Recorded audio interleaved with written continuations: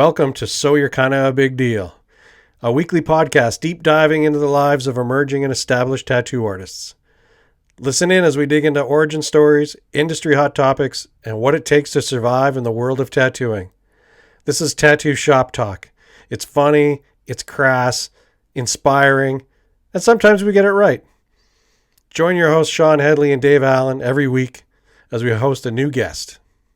The Holdfast Social Club keeps expanding and adding features to make the life of tattooers easier. We just launched a classified section for pros only. Sell your tattoo gear, prints, whatever, in one spot. No sus scratchers. This is on top of a platform with peer-to-peer vouching, direct connect, a wait list, and geo-searching. Now you can find guest spots or forever homes at studios everywhere. No guessing, no awkward conversations. See what shops or artists have to offer. Mark them as favorites or add yourself to their wait list to let them know you are interested. Holdfast Social Club keeps adding features to make connecting easy. Pros only.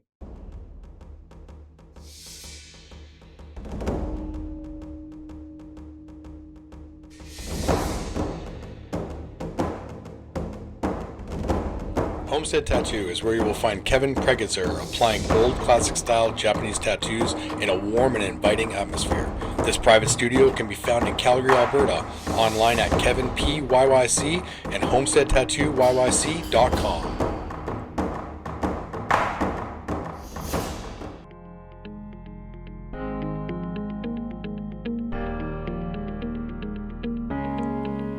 It's no secret Dave and I have a good guy connection, but we have a great relationship with many respected suppliers. Working with Lucas Ford at Classic Tattoo, I saw firsthand the blood, sweat, and stress he went through building Good Guy. Creating products for your peers is no easy task.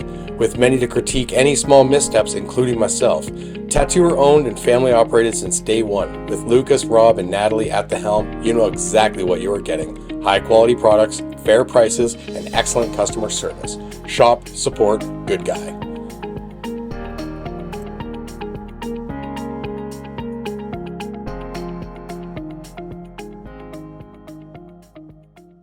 The Holdfast Social Club presents So You're Kinda a Big Deal with your hosts, Shawn Hedley and Dave Allen.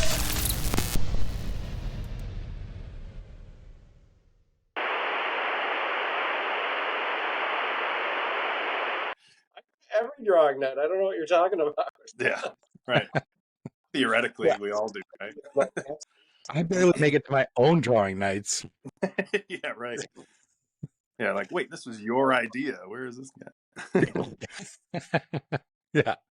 All right. So as everybody can see, this is going to be a little bit different this week, and that's okay because we can do whatever the fuck we want. And yes, we sometimes do swear a lot. Tim, sorry, everybody. This is Tim Biedron. Thank you so much for joining us on So You're Kind of a Big Deal. Can you just give us a little bit of your background, your start in tattooing? Very general question. Sure. Yeah. First of all, thanks for asking me to do it too. I'm honored. I hope that I want to say right off the bat that I am not going to live up to the title of your guys' podcast. It's a very sarcastic name. I'm kind of a little deal, but or maybe no deal at all. But yeah, as far as how I got into the world of tattooing was kind of by chance. It goes back to like the early to mid 90s. I was going to art school. I decided to go to art school out of high school, and one of the guys, we actually went to high school together and just sort of knew each other a little bit. And he was all into tattoos, even in high school. He had a few. And when we found out we were going to the same art school, we like carpooled downtown and everything. This is in Chicago. And he was like, I'm thinking about getting into tattooing. You know, he had a buddy that was a tattooer, had been tattooing for a few years and stuff. And just honestly, through hanging out with him and talking to him about it, I didn't have any tattoos at the time. I'd never been in a tattoo shop. But I was like, man, that sounds rad. Like you can draw stuff and then people will like let you tattoo it on them. Like that sounds super cool, you know? And it really just had this sort of magical appeal sounding to me. And it kind of just snowballed from there. He was gracious enough to like let me kind of honestly just sort of like tag along with his sort of, journey to learning how to tattoo. Without meeting him, I probably would not have got into tattooing. I really would just, it wouldn't have even been on my radar. I always thought they were cool and stuff, but I didn't really know anyone that had them. Like I said, never been in a tattoo shop. So just by chance that we ended up going to school together and hanging out and getting along and whatnot. It really just it really just seemed like the coolest thing to me. But he introduced me to that whole world. I didn't know anything about it, and eventually his friend that I mentioned was a tattooer went on to basically apprentice me, and I got a job at that shop like the following summer, just as kind of like counter help and things like that.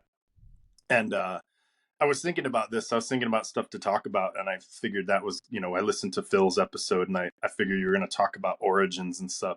And one thing I thought of that always makes me laugh is like I was so clueless about how tattoo shops work. And you can imagine there's like, I think there was probably a little bit of expectation on their part that like, oh well, at least this guy's been in a shop and knows the atmosphere, which I didn't. Nor did I claim to. I didn't claim to either. Yeah. But Yeah. Assumptions.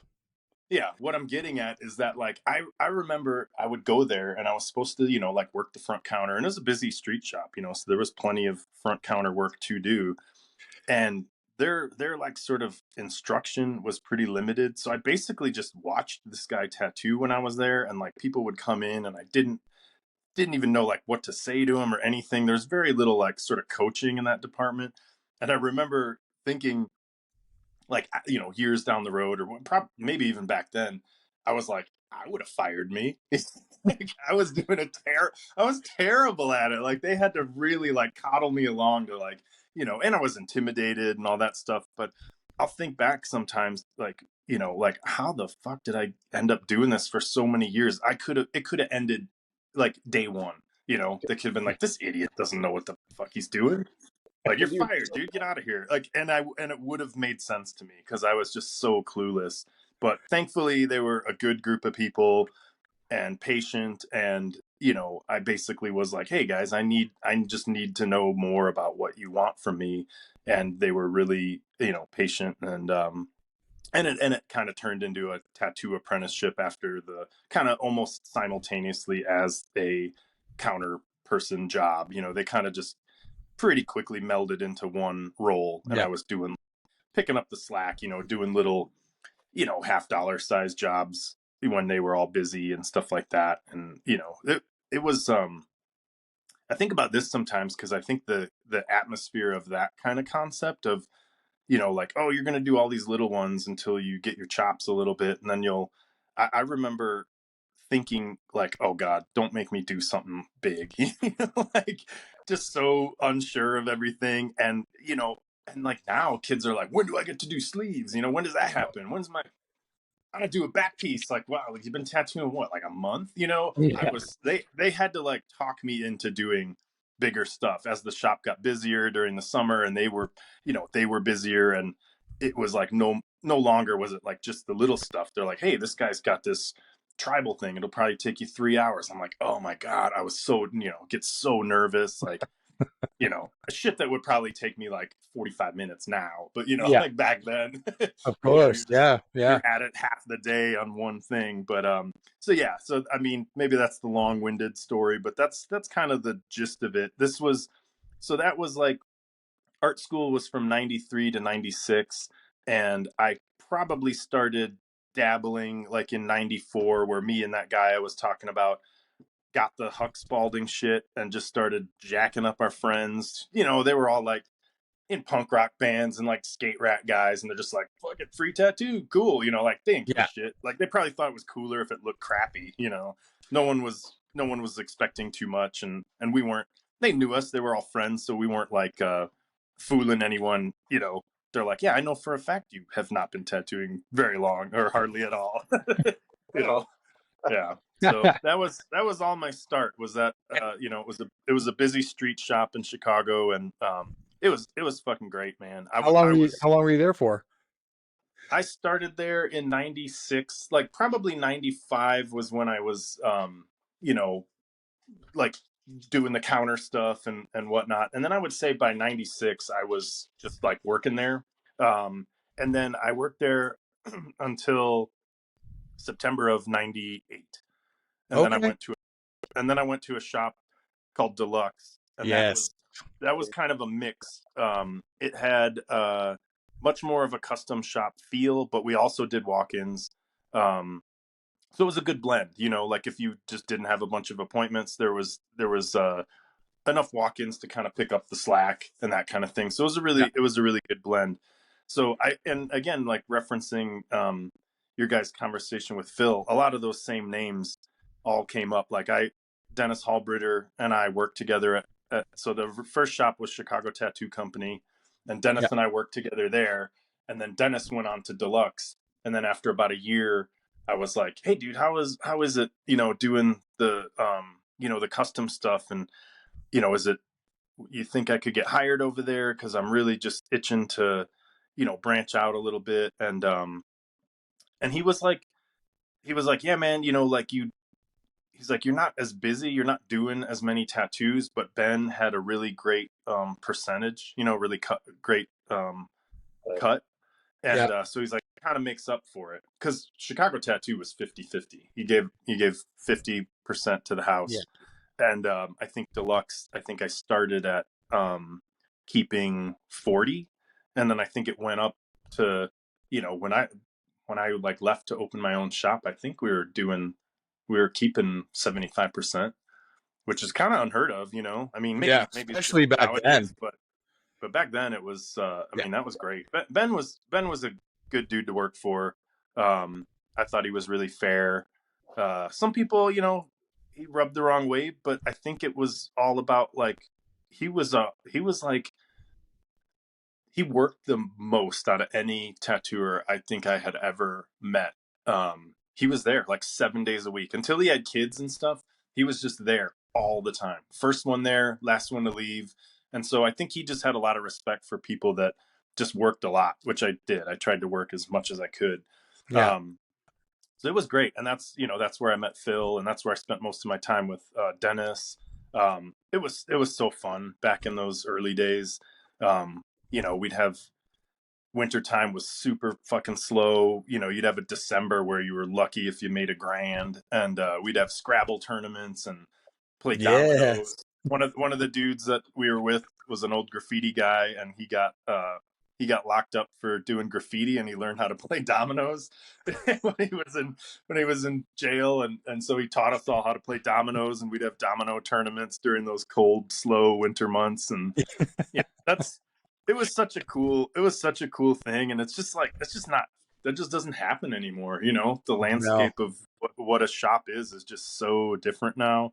Yeah. And for better or worse, I miss that kind of stuff. It was good camaraderie. It was just fun. Like, yeah, I remember Hallbrenner and I just like, we would have each other literally in tears, just cracking up. We would just crack each other up. We had both had the same sense of humor, and I just have nothing but fond memories of, working with all those guys. Yeah, it was pretty great.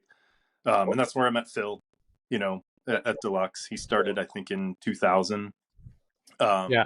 So yeah, that was great. Phil was the first guy that I really like.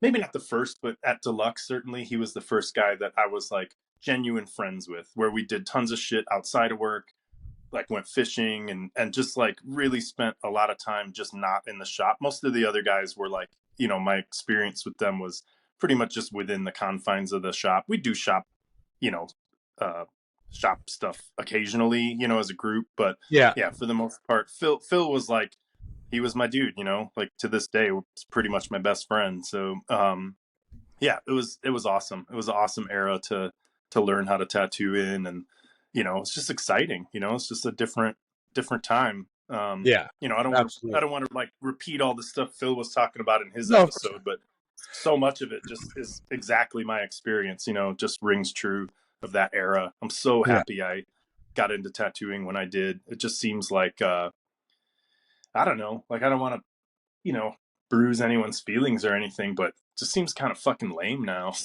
Like, just like, I don't know. It just seems lame. Like, I'm not picking on anyone, and that's fine. That's their journey. I had my journey, but like, knowing what I know now, would I swap? Like, not in a heartbeat, man. I'm so happy I started when I did. And I Yeah. think you guys, it sounds like you guys were probably from about that same era, right? Yeah. Yeah. Yeah. Dave a little bit later, me a little bit earlier.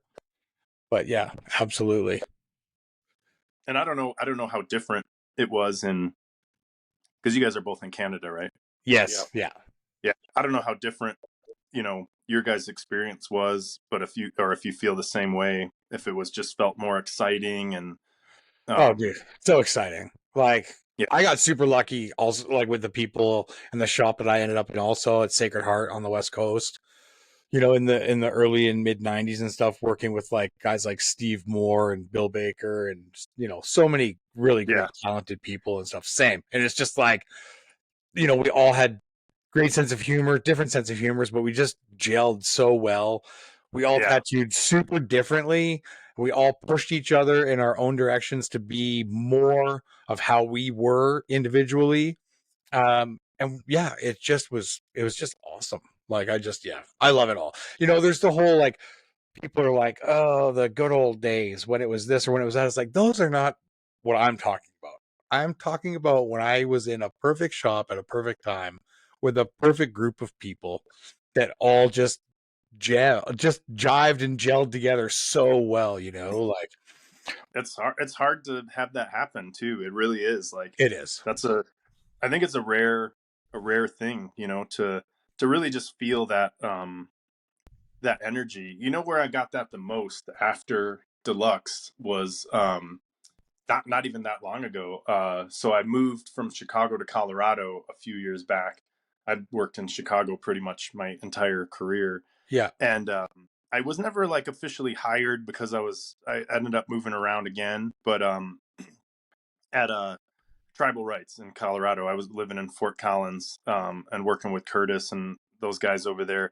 That was exactly like how you described. That's how they operate now. I mean, I'd never like prior to or after Deluxe, I hadn't really had that kind of energy and that experience until I got to Tribal Rights, where it was just like, oh shit, these dudes like talk about art and drawing and like geek out on tattoo stuff like all day long. Yeah. Like my I had a shop after Deluxe. Me and one of the guys from Deluxe co-opened a shop, and it was like an all custom, appointment only, super chill vibe. It was awesome. Like, I loved it, but it was different, where it felt like more like a collection of individuals.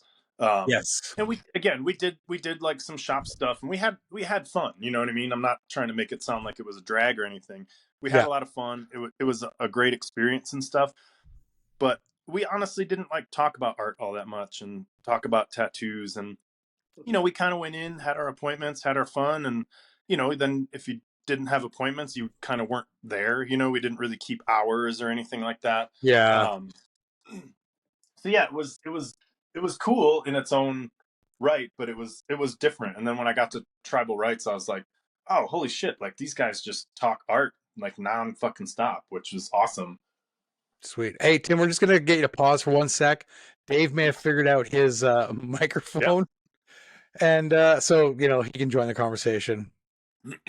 Hey, Microphone old check. white guy. Oh, great. Now we can hear him. I liked it the way it was before. Oh Right. fuck! Yeah. I tried to ask so many questions, Tim, and I'm like, why isn't he fucking hearing me? This is so Oh fucking yeah, I didn't crazy. even I No, didn't even know. Sorry. no, I Yeah, we're it's was just even acting okay. thinking, like, I was like, man, I'm kind of rambling here. Are these guys gonna like chime in or what? It's usually me who's fucking is like a bully with questions too. Yeah, no, go for it. I don't let me want to just, like let me just, so capitalize. I know after you left Deluxe, did you like do your own thing in Chicago? What happened? How long were you in Chicago? So I was in Chicago for like up until what I moved in 2020, I think. Oh, Um, Yeah. shit. so pretty recently. Yeah. I was only in Colorado for like a year, like just under a year. But yeah, after Deluxe is when I opened that studio I was just talking about. It was called Pioneer. It's still there. I basically just, we just did a situation because I was moving. I was gonna originally, when Colorado was where we were gonna settle. Originally, I was gonna just keep my half of the shop and just bounce back and forth. Um, Yeah. like once a month, go there for a week and keep my Chicago stuff. And then, COVID just threw a wrench and all that. And I was like, you know what, this isn't even practical anymore. So, and then right when I was thinking that, my wife got a different job and we ended up moving again to where we are now. And then it was just like, well, it's totally ridiculous now. We live in the middle of nowhere. So, we just kind of, like, me and the shop just kind of went our separate ways, all totally amicable. Like, me and the guy that I owned it with, we, still talk and all that stuff. It was purely out of, just geographical inconvenience that I kind of just went my separate way. But yeah, that's the shop I was talking about. That was like a good collection of individuals, but we didn't do a ton of like art talk and, like the drawing night stuff and all that kind of thing. Yeah, in Colorado, man, that was just like, that just dominated everything. It was pretty refreshing. What was the shop in Colorado? Tribal Rights. Tribal Rights. And who was at that shop? With Curtis Burgess. Gotcha. Who was it was that shop. So that shop was great. It's it was a little busy for me, like not even just in terms of like how many tattoos I was doing or anything like that, because I could kind of just make my own schedule and whatnot, but the vibe is just like so much going on there. They do piercing and stuff, so like the piercing part would just be like on a Saturday there'd be like 30 people waiting to get pierced and all that kind of stuff. So just the energy was kind of intense for me. I'm pretty quiet. A little hectic, but above that too, though, it was just like it was hard to work there. All on me, not anything anyone was doing, but like Curtis and Ben Merrill that works there, they're just so fucking good. I was like, what the fuck am I even doing here? It was really hard. Like, and again, like they're the nicest guys, and it was all me and all just me in my own headspace. But I was actually just talking to one of the guys that I still like talk to most of the people that work there on a pretty regular basis. And we were just chatting about this the other day, and I was telling him how many times, I think I might have hit it pretty well, but how many times I was working there and essentially like having a panic attack, like, what the fuck am I even doing here? Like, these dudes are just in a different league. Like, I should just not even be here and like get out of their way, and all that kind of stuff. That's typical for a lot of artists. Like Phil was just talking about the imposter syndrome and how many of us suffer from that. And it's at every level. It's from like the mediocre young new tattooer to the mediocre old tattooer to the amazingly talented tattooer. Like it just seems like every tattooer has imposter syndrome. Nobody is safe from it.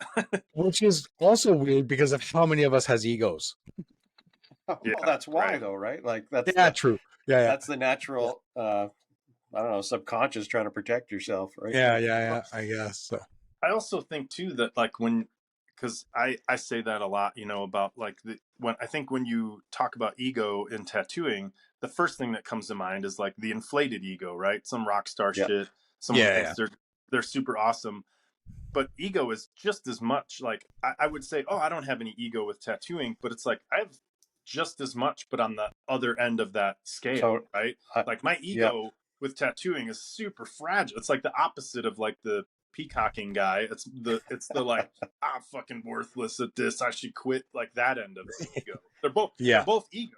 They're both totally ego, True. Yeah. Always like the assumption is when you just say that word, it's like, oh, you're cocky and overconfident, this and that. Yeah. Like it's all your ego. It's just which side of that scale you're on. I'm definitely the opposite of the cocky, I'm fucking awesome, just ask me kind of shit.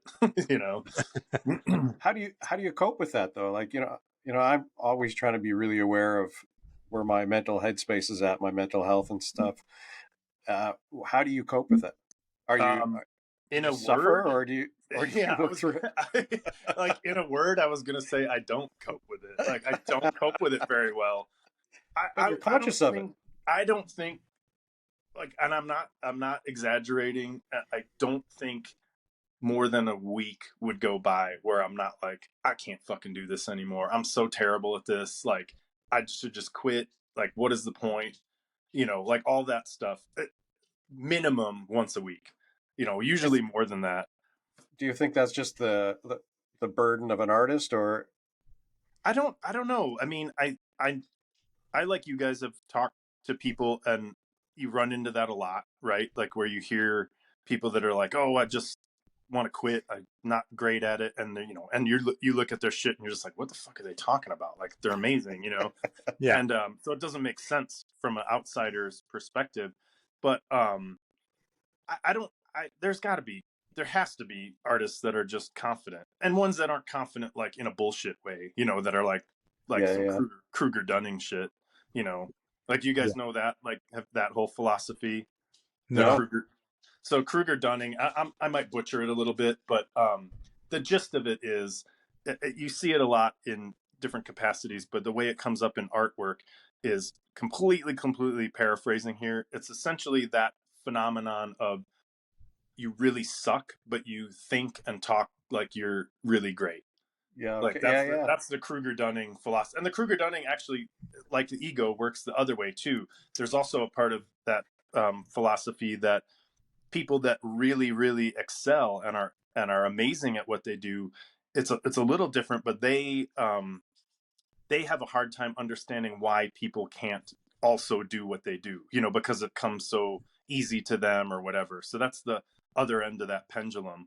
But mostly when people refer to it, they're referring to some scratcher that like thinks they're fucking awesome, and it yeah, really Yeah. is like, it's almost like a dysmorphia, in the same way that someone that's awesome thinks they totally suck. I always call it as like art dysmorphia, where you like are literally just seeing it through such a distorted lens, the same way people have, body dysmorphia or anything. You look at someone that, like, I honestly think it's tied into those mentalities, those kind of like, stuff like anorexia or something, where someone weighs, 70 pounds and they look at themselves and think that they're fat or Yeah. something. How come that There's a doesn't? real parallel there to that How type come of. that doesn't affect musicians the same way?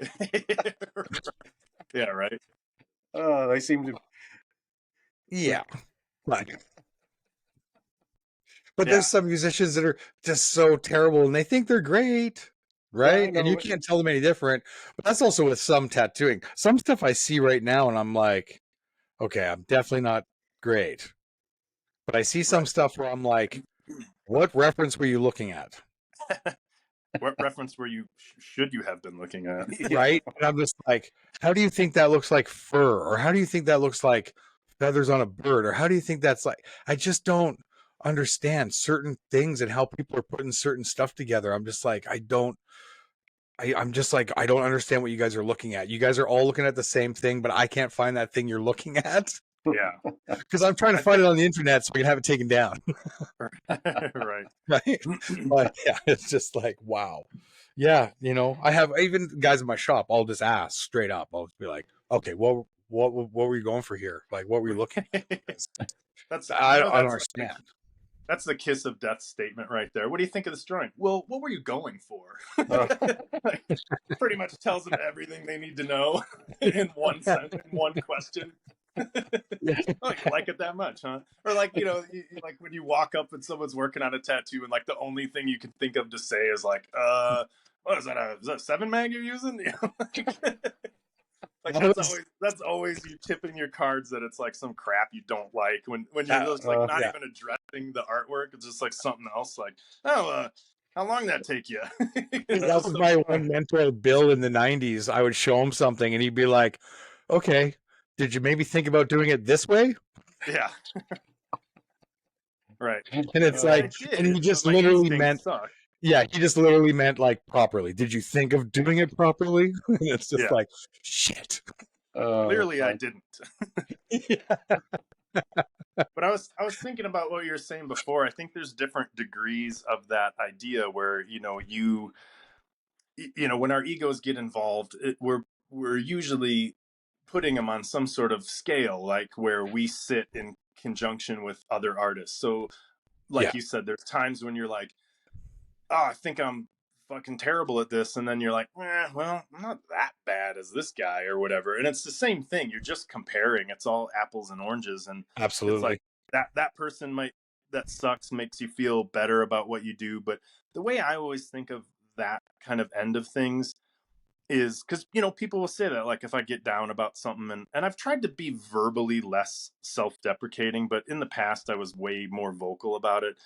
And, when people would be like, oh, like, it's not like you're some scratcher or something like that.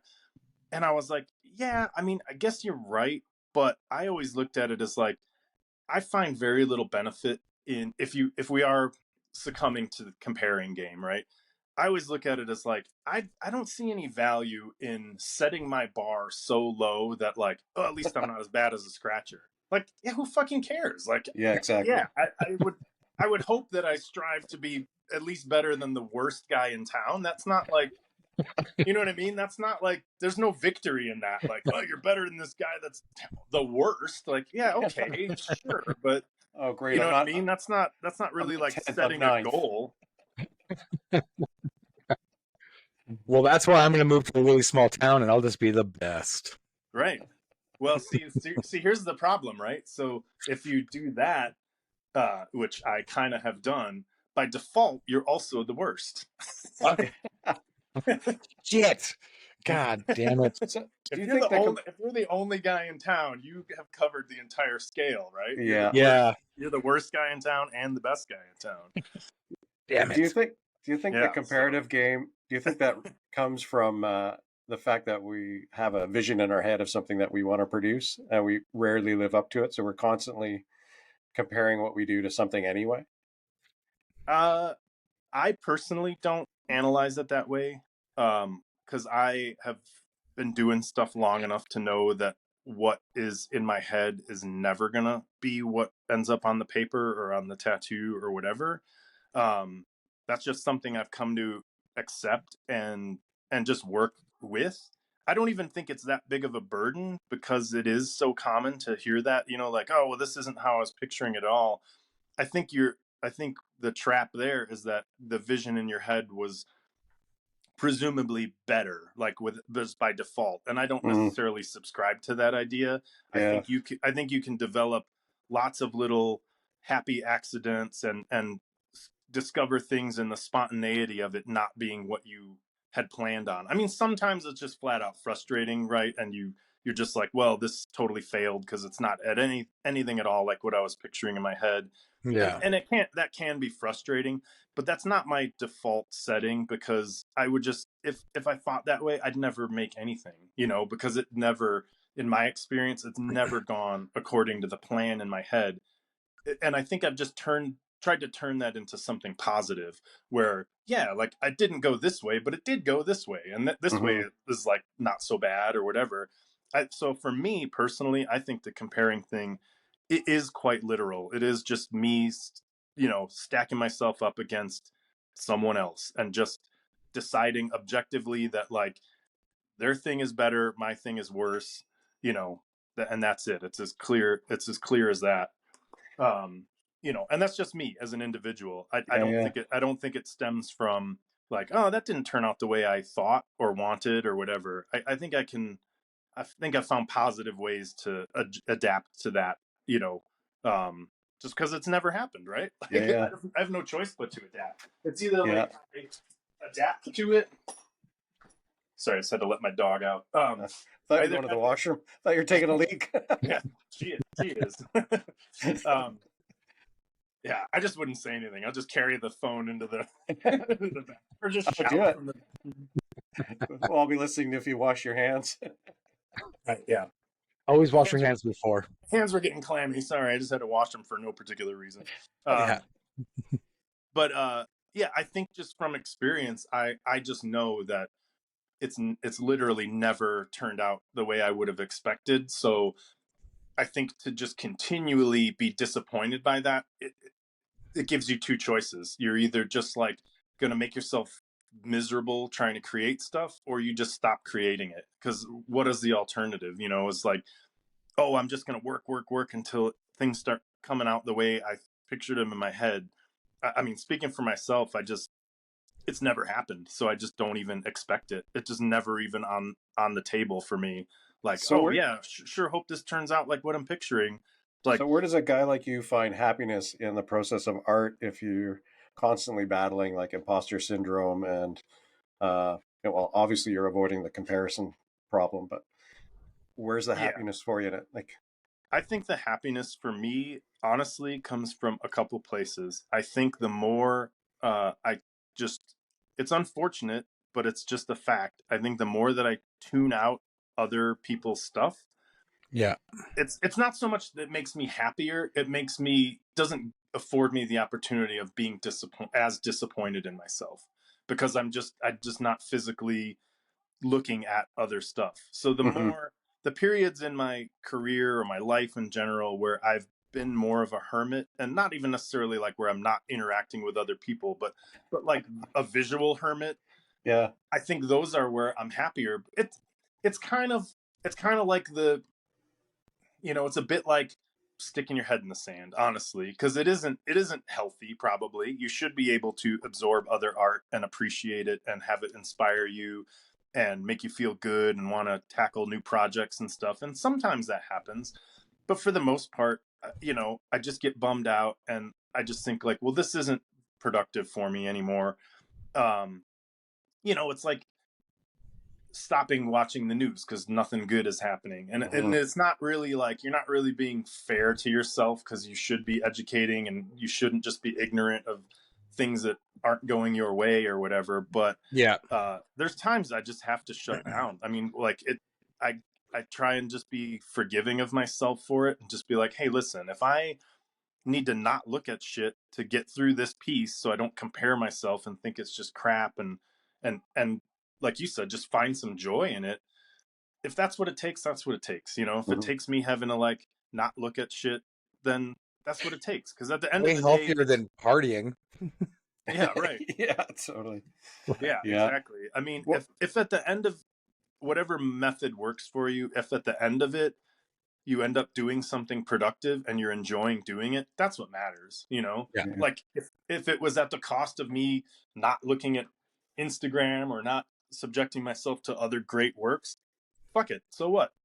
The main benefit is that I produced something and I enjoyed doing it. Yeah. Yeah. Uh, Do you think like a younger artist who's newer to tattooing, who's trying to develop a style, or um, I mean, a lot of what they're going to have to do is not compare themselves, maybe, but they're going to have to look at a lot of other artwork, yeah, whether it's tattoos or reference or what have you, to become good. How yeah. do they navigate those typical pratfalls of comparison and I imposter mean, I syndrome? think I don't know necessarily how to dodge the comparing thing, because I feel like that's pretty pretty individual how people go about, whether or not Yeah. they're even going to have that happen in their life.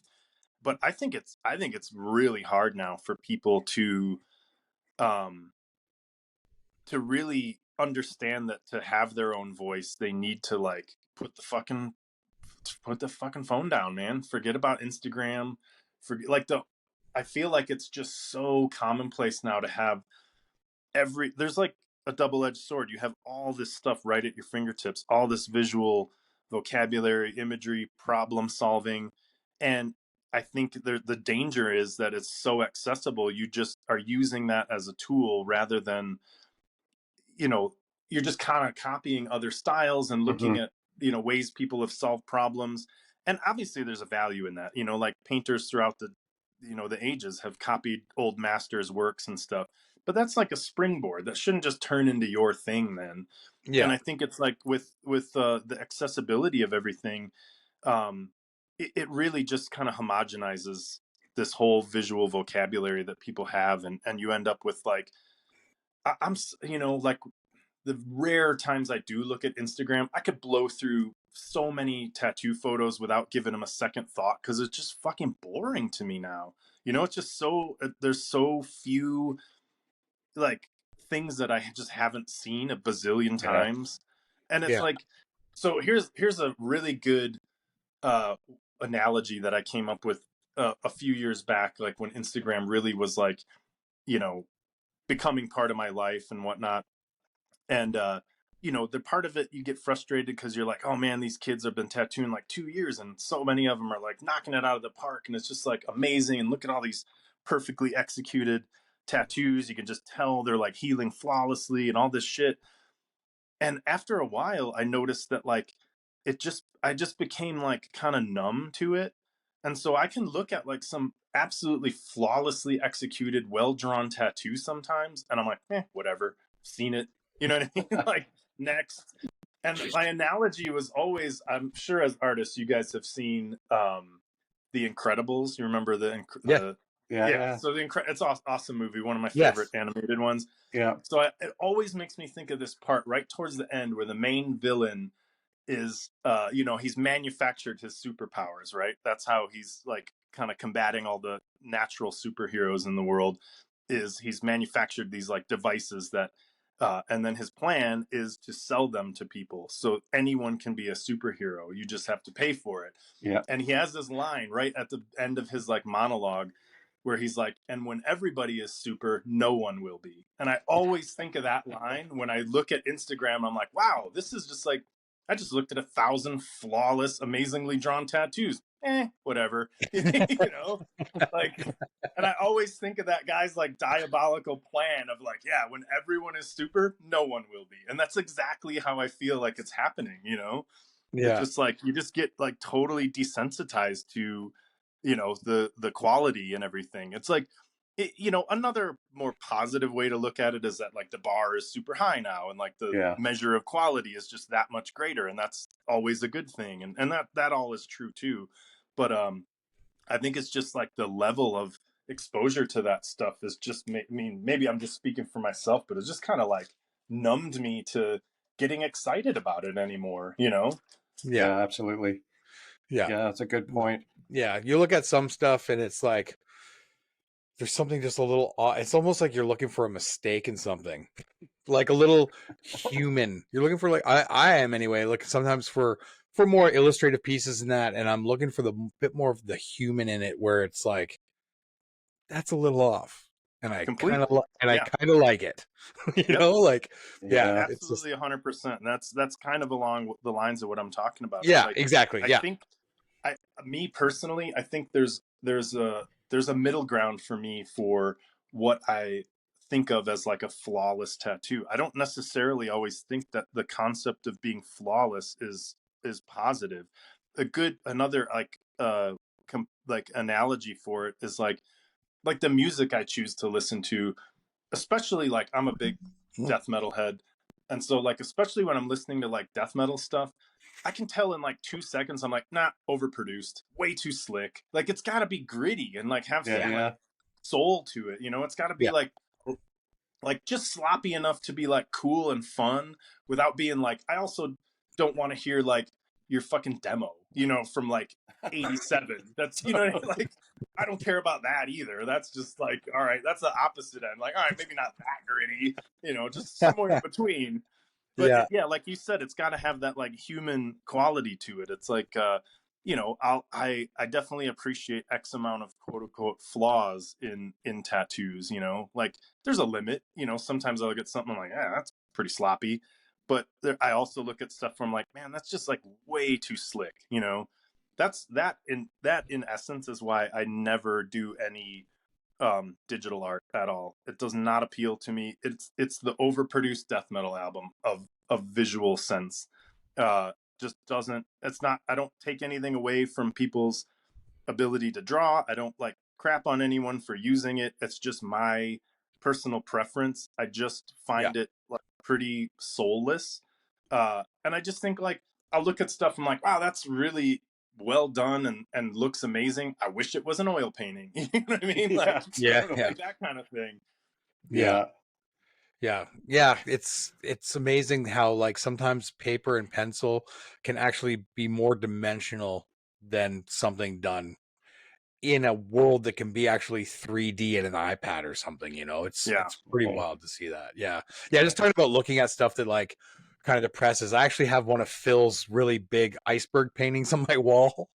And forever I had that thing in a garbage bag because just looking at it was just like, it's so, it looks so simple, but then at the same, it's like so far from simple, and like I show some people and they're just like, cool. And then I show artists it and they're like, what the fuck? And then I'm like, wait, take a picture and invert the picture. And then they're like, what the fuck? And it's like, yeah, just so amazing, right? Like, Well, so that's another point that I don't. I mean, I know Phil does digital art, and he's a big proponent of it and everything. yeah, And I think it has its applications, of course. Again, I stress that I don't just like blanketly just shit all over digital art. But I think what you just said reminded me of the other point that is a reason I'm not super inspired by it or don't really spend much time looking at it is you're never, no matter what happens, you're never going to have that magic of like, oh man, I saw that piece in person. Holy shit. Like all the nuances. And it's like, Mm-hmm. if it's digital, it's going to look the same on a fucking phone or an iPad or a printout or yeah, what. There's like an original, quote unquote, original doesn't exist. It exists like in the ether. It's yeah, just like the idea of an original is just that. It's just kind of like the idea of one, but it really doesn't exist in that format. So you're never going to have that magic of like, oh, I went to this guy's show and I saw that shit in person. Holy cow, it blew my mind. Because I have experienced that so many times, like going to a museum or a gallery show or, especially stuff you've only ever seen in print in a book you have or whatever, or yeah, online. And then you see it in person and you're like, holy shit, this is like an entirely different experience seeing this up close. And yeah, Also scale. Like yeah, like exactly. some paintings are fucking massive, and seeing that, I don't care how big your fucking TV is, it doesn't yeah. fucking compare That at makes me all. think of when I went to Prague, went to the Mucha Museum. Yeah, I had so many of his books, my back pieces of his, done in, I finished my back in like 97. So many people then really didn't even know who he was. And then I remember going to the thing, I was like, these paintings are fucking huge. yeah. I really I didn't saw think I they were saw that big. a Like, Muka show in I saw a Muka show in Memphis, and it was all prints of his. And yeah, a lot of those ones for like plays and things like that were like yeah, 2 feet by like 6 feet. I was like, Yeah. holy shit! I thought it was like a pamphlet you got when you went to the Yeah. play, yeah, And it's just, and then it made sense. I was like, oh no, yeah, these were probably outside the theater by the marquee to like draw people in, so they were yeah, huge. Yeah. So yeah. I And have then he had his oil paintings too that were like, I think there was 36 in total, and they're like 20 feet tall. yeah. Yeah. It's just like, So holy amazing. shit, man. So Like, but yeah, this ties in totally to modern like absorbing of art, and this happened years ago, but this is a great, so glad you brought up Muka, because I love this story. I was tattooed, this is back in Chicago at Pioneer, the shop after Deluxe. I was tattooing a young tattooer, and he was just asking a lot of the questions like, what are some of your favorite artists and what are your influences and things like that. And I was like, oh, I have like different folks that I kind of inspire me for different reasons, and he's like, oh, like what? And I was like, oh, well, like someone like Muka, I would look at for, I really appreciate everything about his stuff, but really like composition, attention to like line weights and things like that. Really amazing composition is kind of the main thing. He's like, who is he? I was like, Alphonse Muka. And he's like, he goes, what shop is he at? I'm like, dude, oh man, like we got so much work to do, buddy. Oh, It was so symbolic. I mean, and this wasn't even like height of Instagram era or anything like that yet. yeah, And it was amazing. just like, oh man, and fair enough. Like some people just aren't privy to certain artists. I'm for sure there's sure. tons of There's definitely tons I don't know. Yeah. Right. yeah. But, So I mean, I'm sure people would be like, yeah, oh, you've never heard of so and so? That's crazy. But yeah, I just thought it was very telling that he just thought it was some, I was just joking. I'm like, oh yeah, he's at like Crazy Needles in Gary, Indiana. Go look him up. Like, Oh, is there a he's crazy? really hard to get an appointment with. But Oh yeah, my God.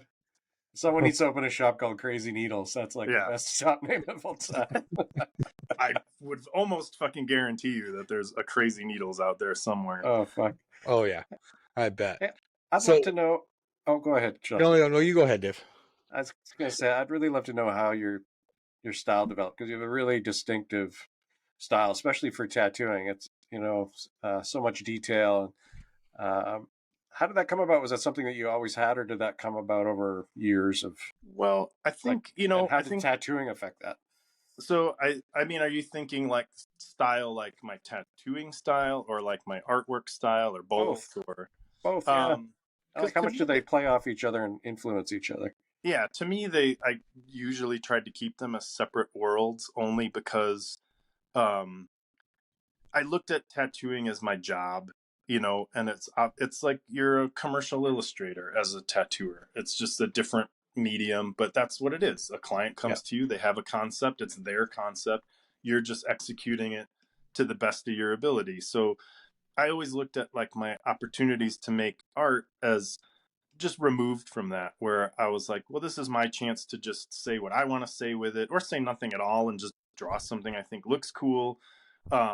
So I think stylistically they've crossed over nowadays, but initially, like when I was doing more painting and things like that in the early 2000s, I really kept them very separate, because I started getting a lot of people that were like, oh, I want to get like tattoo of one of your like weird little dudes or whatever. I heard that all the time. And I didn't do it. I just refused to do it for so long, because I'm like, man, those weird little dudes are like kind of my thing to do when I'm not tattooing. And so I was really adverse to like tattooing that stuff. But eventually they just kind of melded. But I think, as far as like what the style was, usually what happens is I find an artist, discover them, whatever. They're This has happened a few times where I feel like I'm on some kind of path, and then I am like, I got this sort of vision in my head of what I want to do, either not necessarily as like a career long thing, but I tend to think of things in sort of like series, like just not really fixate on like, okay, this is going to be how my stuff moves for the rest of my art making. It's more like, what do I want to do right now? Like whether it ends up being a handful of pieces or 20 or whatever, I tend to think in those terms, like what do I want to do right now that I can just concentrate on stylistically. And what has happened, and I've had to adapt to a few times, is I'll start doing a couple pieces to like, get a hold of what it is I'm trying to do. And then someone inevitably is like, oh, have you ever seen so and so? And then I look at it, I'm like, oh, yeah, that's exactly what I want to be doing with this. And they're doing it way better. And they've been doing it for 20 years or something. Like back to the drawing board, like literally back to the drawing board. That's happened a few times. And then, and then I never want to be someone that's just like the guy that does a version of someone else's shit. So I just have to come up with something else and just be like, fuck it. Someone already started doing it, and they're better at it. They've been doing it longer. It's their thing. I'm just gonna have to let this go. And I've done that a few times. Fuck. And I mean, no matter how far you stray, someone's gonna be like, oh, your shit looks like so and so. Like Yeah. I think very few people have a style that like doesn't look like anyone else's, if you really Yeah. boil it down. I ran into this very recently. One of my good buddies back in Wisconsin was like, he's like, hey, have you ever heard of this artist? And of course, like now I can't think of her name, but been around forever, like, whatever, decades ago. And I saw it and I was like, holy shit, this looks exactly like this artist that I followed, like a contemporary artist, like this young woman that has been doing art. She's probably like 30 years old now or something. And I was like, holy fuck, like that's totally where she got all that shit. Like not saying she's ripping it off or anything, but Yeah.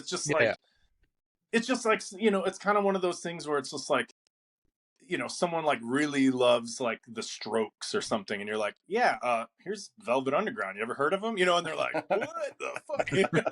Like, it was like one of those kind of things where it's like, sure, like Strokes are all right, I guess, but then when you find like the origin story, you're kind of like, oh right, like this makes sense now. So it's kind Yeah. of one of those moments. So I feel like there's always someone that's done it before you and done it better. Yeah. But I think, as far as what I developed, that is part of developing it, is avoiding that kind of stuff. As soon as I would do something and someone's like, that looks like so and so's, I'm like, boom, I got to do something totally different, because that's the last thing I want to hear. Even if they mean it like as a compliment, it's just like not what I want to hear. It's just not a reaction I want from what I do. And Yeah. it happens. I mean, that's the thing. I just posted a series of drawings that I did for tattoos I hadn't posted in forever. And I just posted a bunch of recent tattoos I had done with my new shop here. And one of the comments was like, "Oh, this totally reminds me of John Baisley, the Baroness guy."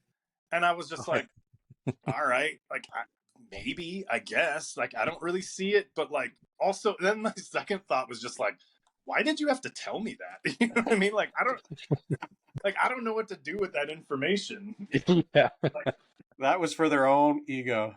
That was their own mean, ego. I don't really understand. That's letting the dog back in. Sorry. That little bell, she dings the bell when she's got to go out. Amazing. But yeah, I was just kind of like, I don't want to say offended because that's probably overstating it, but I just thought like, that's like not valuable information. I think if I had agreed and that was a concern of mine, I think I would have reacted a bit like how I was just saying earlier, where I'd be like, "Oh, time to switch it up." But I was just sort of like, I don't know, does it? Like, it doesn't really. Because when people have said that and I've agreed with them, I own up to it. I totally am like, man, busted. You're right. This totally looks like so and so. I gotta do something about that because that sucks. But like that one, I was just like, yeah, I really don't see it. And then again, like if you go back even further, a lot of, and I love that guy's stuff, by the way. No slighting against him at all. I think he's amazing. Um, he's just not someone I necessarily look at for inspiration. But like talking about, going back to origins and stuff, like when I first saw that guy's stuff, you know who I'm talking about, right? The Baroness guy. Yeah. Yeah. I was just like, oh yeah, that's like Pusshead and Mooka had a baby. You know what I mean? Like it was beautiful. It's beautiful to look at. I love it. I think it's amazing stuff. But I was also like, that was my first thought. I was like, oh, this guy obviously loves Pusshead and he loves Mooka. So everybody has their thing that they start with, and yeah, it's all about like kind of turning it more into your thing because it's impossible, man, unless you live in a total vacuum. Like whatever influences you have are gonna creep in there a lot. Good luck, right? Oftentimes without you even seeing it, and that's when someone else points out like, oh shit, like, hey dude, that looks just like this thing. What I'll even do sometimes, more so with tattooing, I guess, than my other art, is if I have to do a tattoo, just because that sort of visual vocabulary is usually stuff that I've encountered because people just ask for ideas, right? I mean, and we've all tattooed the same shit over and over. So I'll use it almost as a way to avoid copying. If I'm like, say, someone's like, oh, I want an octopus or a koi or something, you've just done a bazillion times. I'll like start drawing it and then I'll think like, oh, does this look too much like that one octopus I saw, Phil do or whatever? And then I'll like look at Phil's stuff, not to figure out what he did, but figure out to make sure I'm not doing it like that, because I don't want to be copying someone. So I'll almost use it as like a little assurance, like, yeah, okay, cool. Like this doesn't look like his shit or whatever. Because a lot of that stuff is just like, it's buried in the back of your mind and you're not thinking about it. It just pops out and you're like, all of a sudden you finish the drawing and you're like, oh yeah, that looks like my favorite octopus from so-and-so. Like I wasn't even trying to do that. And now forever on, anytime you post anything on Instagram, I'm just going to comment, hey, that looks like something. Yeah. Right. That doesn't look like anything I've ever seen before. Good job. Right. Yeah. No, that looks like something. That's I know. Yeah. I used to work for a guy, and he gave me a piece of advice that I think is great, and it kind of relates to what you're talking about in a weird way. But he said your style develops from your mistakes. So when you're trying to do something and you're fucking it up, what ends up working for you, and those mistakes that you repeat over and over and over again end up becoming your style. Yeah, well, they say that about jazz, right? If you make a sour note, just do it 2 more times, and then it's on purpose. Yeah, that guy was just trying to make Dave feel good about his tattooing. Yeah, it worked. I needed coddling. No, the scales totally flip going the opposite way once it passes the hind legs. It's okay. It's a hard flip to do. Where are you now? So I am in a tiny little town in the very northeast corner of Oregon. It's called Joseph. Um, it's pretty much the last town. The road just kind of ends at the state park on Wallowa Lake. Okay. It's a big, like almost 2,000-acre glacier-formed lake. Looks like a big banana, kind of. Are you close to Pendleton? No, we're about 2 hours east of Pendleton, a little Oh, bit shit. south and a little bit east of Pendleton. So Okay. we're pretty much right on the Idaho border. Gotcha. Like on a, if I walk the dog and get a little higher up, I can see the Seven Devils mountain range in Idaho pretty clearly. Okay. We're right, like the Snake River is what forms the border of Oregon and Idaho over here. Yeah. And, I could get down to the Snake River pretty quickly if I wanted to. So yeah, we're right in that northeast corner. My wife got a job here. Otherwise it wasn't even a place either of us knew anything about. We just, she applied for a job and then got the interview, and we were like, oh shit, we better like see what this place is about, and just started looking at pictures and stuff. We're like, holy shit, this is amazing, and it was during COVID. I wasn't even tattooing or anything. So I was like, fuck it. Yeah, let's do it. Like, why not? We got nothing to lose. I wasn't really full time or anything at Tribal Rights. And even if I was, it wouldn't have been a big deal to, just be like, hey man, situation changed. I'm moving again or whatever. Yeah. So we ended up here, and it's like the whole town, including the residential area and everything, is not even a full square mile. There's wow. one strip of Main Street that's about a quarter mile long. But it's a big tourist area for people from Idaho and California, and of course, like western parts of Oregon, like Portland and stuff like that. We get a lot of tourists during the summer. It pretty much is going to end at what's the one in September? Labor Day. So Labor Day, usually after Labor Day weekend, it really quiets up, and then from all winter long, there's hardly anyone here. It's just the locals. As the locals say it, we get our town back. Yeah. from the converted Sprinter van invasion. Yeah, Dave. You got one of those? I got a van. Yeah. Yeah. We got it over COVID. Yeah. Yeah. We just drove through your neck of the woods in January on a long ass road trip. Through my neck of the woods? Yeah. We drove down to Texas. So we drove through. Oh, really? Eastern Oregon and Idaho, shit like that. Yeah, that's right. Yeah, we're right there, right in that corner. Yeah, there's good fishing on the Snake. You fish? I do. I fish. I'm mostly used to Midwestern fishing, so I haven't really. Yeah, bass and like in Minnesota, and actually up into Canada. I've been to Canada probably more than any other. Not probably, definitely way more than any other country I've been to, and it's almost always been for pike fishing trips. Okay, I've done a bunch of Kenora them. and When I was living in Chicago, I did a bunch in Ontario out of Red Lake, which is about 18 hours straight north of Chicago, little bit to the west. And then I did that numerous times, and then I did one in the Northwest Territories several years back. Char? Flew into Yellowknife. We mostly fished pike and lake trout. Okay. And I really just wanted to fish pike, but they were all big on lake trout, and it was cool to like try something new. But one of my bucket list things is a 50-inch pike, and it was one of these resorts where it's like all catch and release, single barbless hook deals, all that kind of stuff. Not all catch and release, but anything, any of the trophy fish go back. Yeah. Like we ate a lot of lake trout for like shore lunch and stuff like that. But yeah, I haven't really like it's so different out here. It's all trout and salmon, and it's awesome. a lot of fly fishing. That's Dave. I don't know how to do any of that shit, man. Oh, dude, I grew up in Ontario fishing for bass, and I live out west now, and I've been fly fishing for years. Yeah, I tried it once ages ago, probably over 20 years ago, and was really terrible at it. And it's like You'll never get it once. Give up. You'll never get it. I was talking to my buddy who I just spent time with in Wisconsin in May. We met up and went. He's like one of my biggest fishing buddies, and we did terrible, but that's beside the point. He's like a muskie nut, like as most of them are, just totally obsessed with muskies.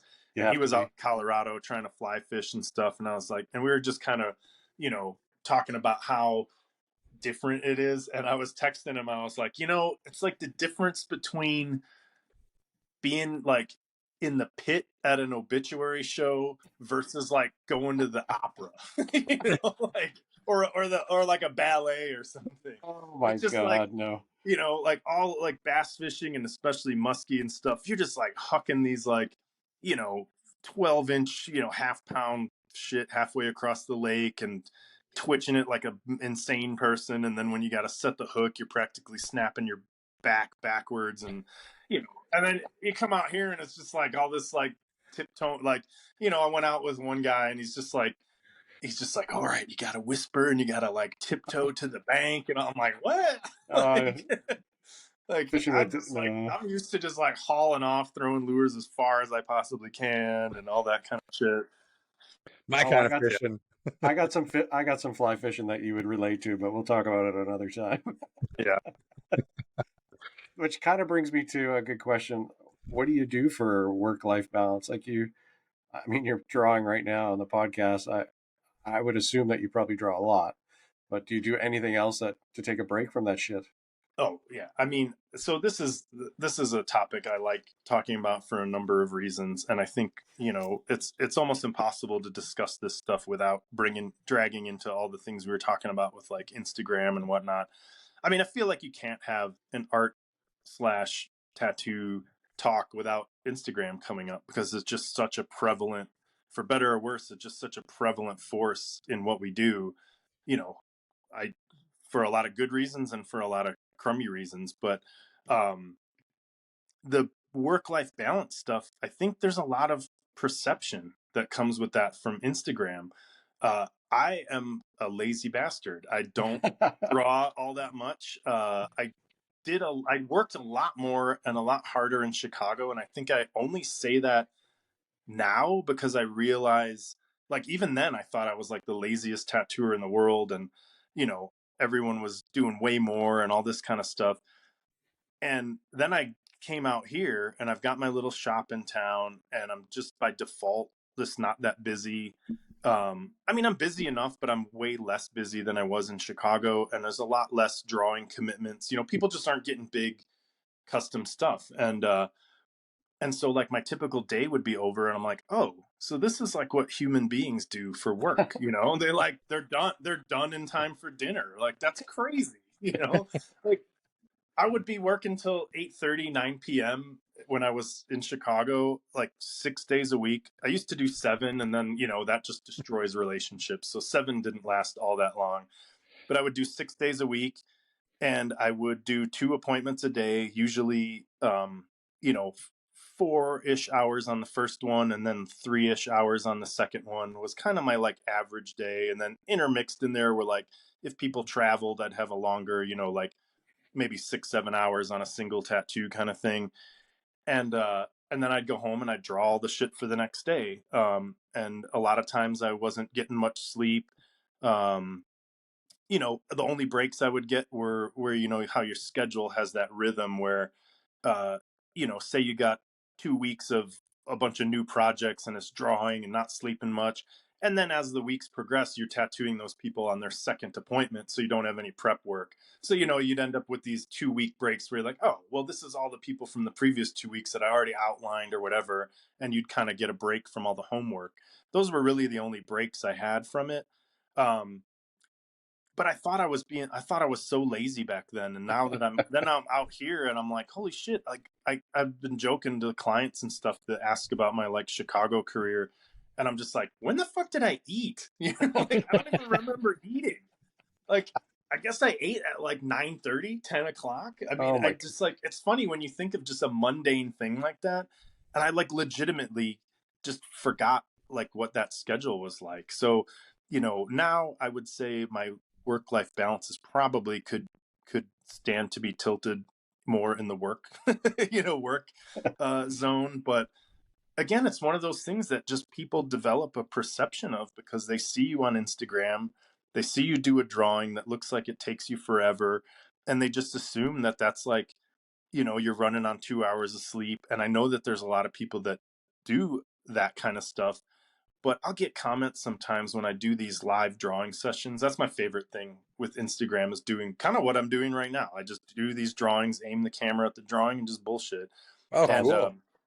people will comment all the time. They're like, "Oh man, I wish I had your drive and your patience." I'm like, I don't have any of that. Like, like I'll be working on a drawing. I'm like, I haven't touched this drawing in like a month.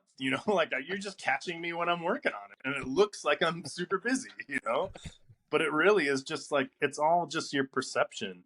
Um, but yeah, that's kind of what inspired me to ask you guys if you were cool with me doing the drawing, because this is kind of my comfort zone. I do these things on Instagram all the time, and I'll go months, I guess, without doing them. But when I'm working on a drawing, sometimes I'll work on the same drawing and I'll just do it like several nights in a row.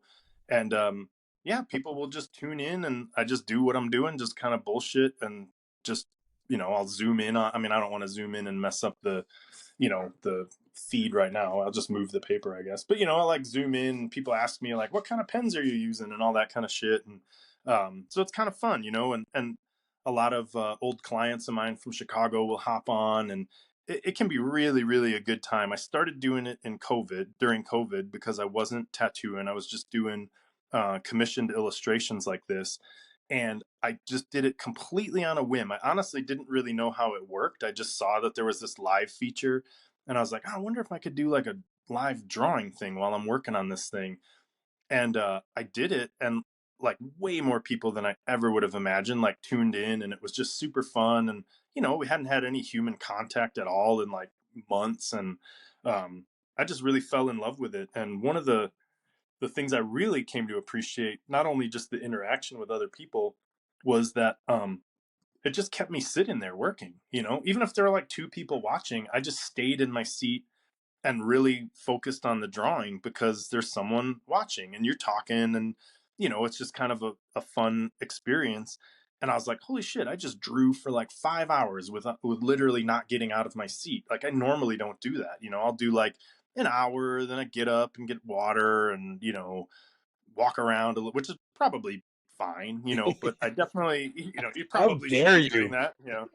Yeah, right. I probably Water? should be doing that anyway. But when I do the live sessions, I'm just like, holy shit, man, like 5 hours just went by, and like all I did was draw. And so it's, I think though, when people see that, they just make this leap that that's your whole life, and that's all you are doing. And maybe I'm making that leap when I compare myself to other people.